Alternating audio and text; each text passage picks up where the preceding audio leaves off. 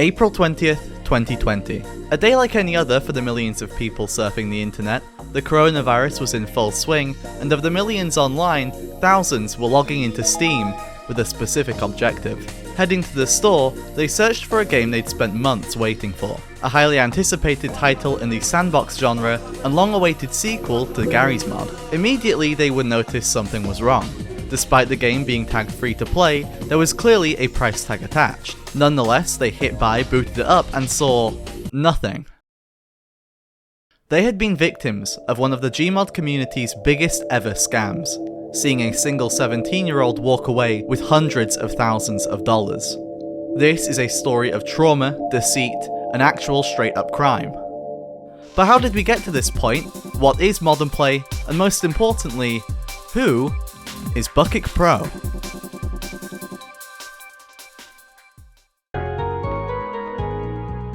Jumble Fever. Unfortunately, with all the absolute insanity that unfolds later in this video, not much information on modern play's early life even exists online anymore. We do know that the idea came around after the development of Sandbox, Facepunch's failed Gmod sequel, came to an abrupt end, leaving players desperate for a spiritual successor. We know that development began in early 2019, and we know that its creator was Bubbly Pro. So, what do we know about him? Well, for one, he was Russian, and for two, he was only 17 when he began work on modern play. At that young age, he'd already accrued a large amount of experience in the dark side of Gmod. At just 14, Bubbly had already found himself banned from the Gmod store, as well as Steam for reselling leaked, backdoored scripts. He also had a passionate hatred for furries, which, if you've seen my last video, you'll know is a common theme in the Gmod community. So we know that Bubbly was a complete amateur, an actual child, and he wasn't exactly a rosy-cheeked, lollipop-holding, propeller hat-wearing innocent little squeaker either. From launch, modern play was a disaster, but what if I told you that despite Bubbly's shady, amateurish character, things didn't start out that way?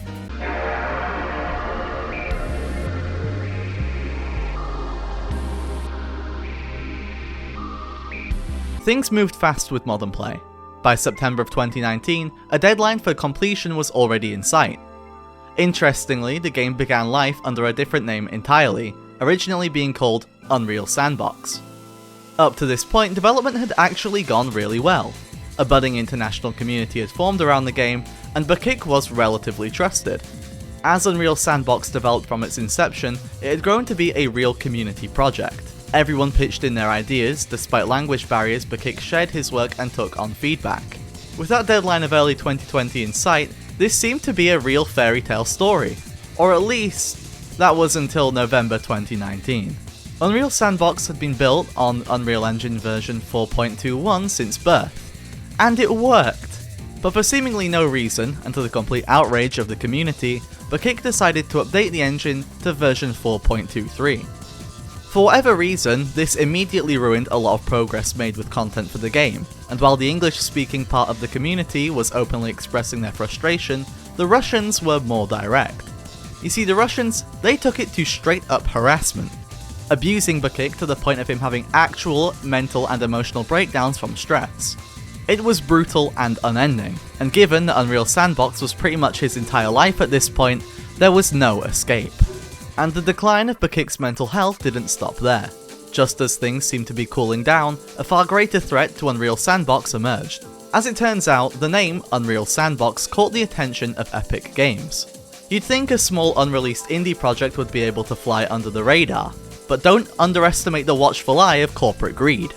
On March 14, 2020, Epic Games filed a DMCA takedown against Bubbly Pro to have Unreal Sandbox removed entirely from the Steam marketplace. This threat, combined with the already constant meltdowns from harassment, pushed Bubbly and the future of the game to the edge. But nonetheless, he powered through. Wasting no time in heading over to change.org, he launched a petition to keep Unreal Sandbox alive. And after a month-long legal battle, the petition actually passed. Unreal Sandbox was cleared to go ahead. Bubbly made the smart choice to change the name anyway, officially birthing modern play, and the long-anticipated successor to Gmod looked to finally be coming. The community was still fractured though, the delays had taken a toll, and so in an effort to fix things, Bubbly decided to embrace his Soviet DNA and put the power to the people. 2 votes were held. The first on whether the game should be free or paid, and the second on whether it should be released when it was actually ready, or if he should just send it out now, broken as it was. The decision was quickly made. Modern Play would no longer be free, instead costing around $5, and the release date would be dragged forward to April 20th, 2020.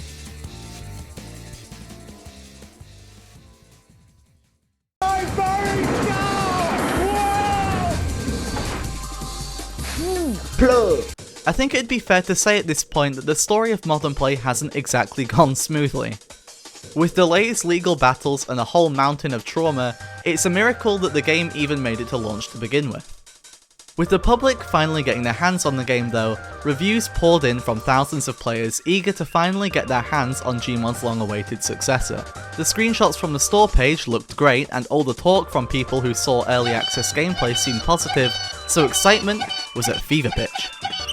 Unfortunately though, when I said the game was pushed out early, it was really early.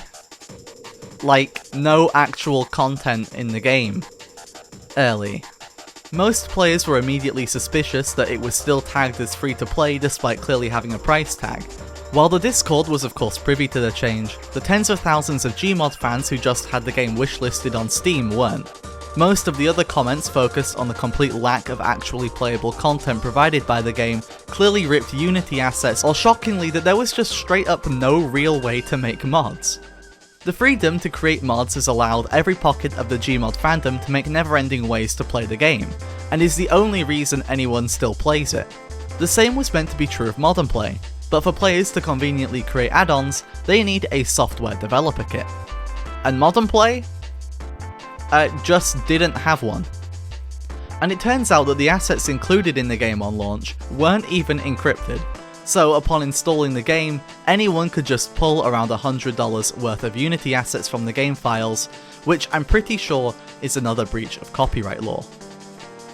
Then came a review left by Garry Newman himself.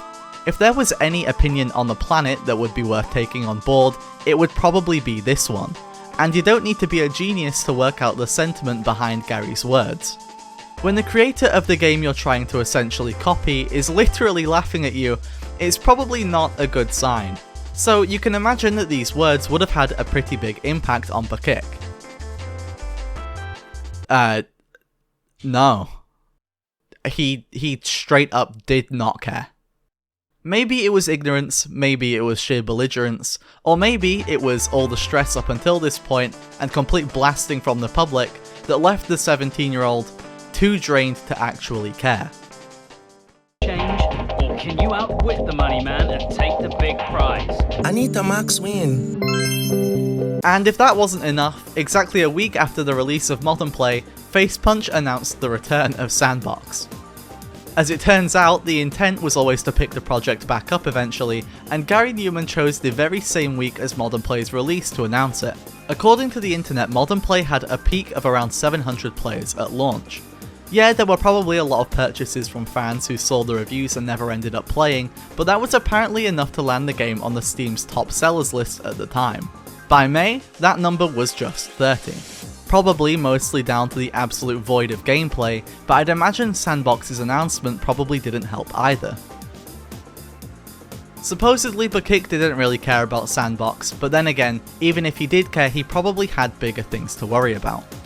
The Modern Play Discord had been the epicenter of most of the controversy in the game's development.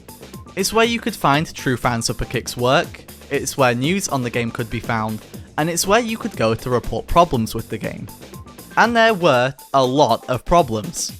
In fact, there were so many problems that the Discord was completely overrun with people voicing them. At the exact same time, a wave of Gmod players trolling Beak for Modern Play's failure also hit the server. Things had finally reached breaking point. Beak could no longer cope with the constant criticism and trolling, and before long he had his mods just start banning everyone. A purge was taking place within the heart of the game, and there was no sign of it stopping. Soon there was almost no one left within the Discord, everyone had either been banned or had left seeing the iron fist of Beak Pro. Don't feel too bad though, previously Beak would have had no incentive to abandon the game, but now the incentive was clear. Actually, the incentive was green. Sales estimates for Modern Play range between 30,000 and 130,000. With Valve's 30% cut, Beak would have walked away with an absolute minimum of around $60,000 and a maximum of well over $100,000. In truth, I refuse to believe that most of the purchases weren't refunded, and it's totally possible that sales figures were exaggerated, but Beak Pro really did rob a lot of people of money, and he wasn't shy of letting them know that. Modern Play hadn't died yet though, and through everything that's happened up until this point, the game still limped on a while longer. Months after launch, Modern Play would finally see SDK support, more weapons and vehicles, and even more empty promises. But probably the most significant change in this update was an upgrade from Unreal Engine 4.23 to 4.25. Why? Who fucking knows at this point? Did Beak learn anything from his mistake? No. No.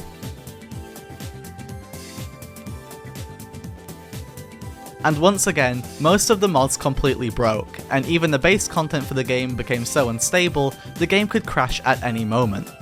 Maybe it was for the best that only a couple of players ever saw the update because it essentially killed what was left of Modern Play.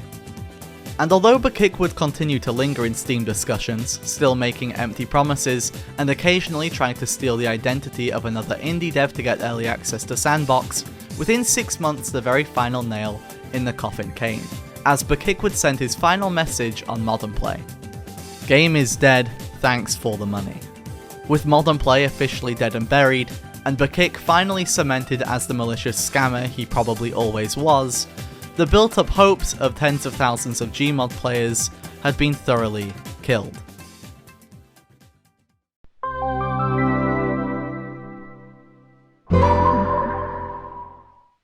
Anita Maxwin. So what can we learn from the story of Modern Play?